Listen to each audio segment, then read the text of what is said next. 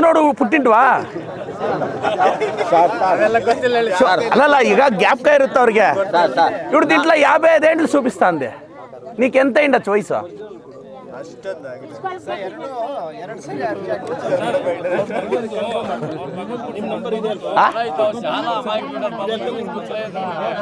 నీ కొడుకు ఎంత వయసు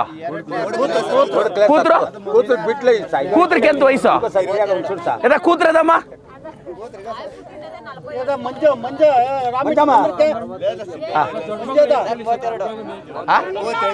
32 ಸರ್ 32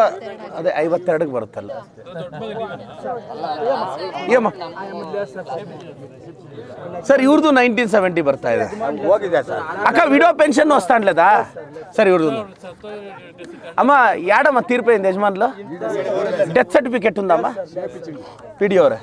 ಹೌದು ಯಜಮಾನದ ಡೆತ್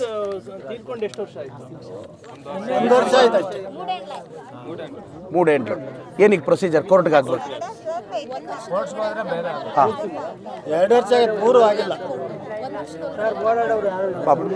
ಹಂಗೆ ಒಂದು ಕೆಲಸ ಮಾಡೋಣ ಅಕ್ಕ ಅಣ್ಣ ಈಗ ಮೇಡಮ್ ಅವ್ರೀಗ ನಿಮ್ಗೆ ಅರ್ಜಿ ಕೊಟ್ಟರೆ ನೀವು ರಿಜೆಕ್ಟ್ ಮಾಡ್ತೀರಲ್ವಾ ಕೋರ್ಟ್ಗೆ ಹೋಗ್ಬೇಕು ಪಾಪ ಈಗ ಅಮ್ಮ ಪರವಾಗಿ కోర్టుకు ಹೋಗೋ ಒಂದು ಕೆಲಸ ఉండక ఏయ్ మంజಣ್ಣ బన్రి ಇಲ್ಲಿ అక్క ఇప్పుడు ఏం తెలుసునా ఒక ఏడాది లోపల ఉంటే తహసీల్దార్ మేడమే ఆర్డర్ చేయొచ్చు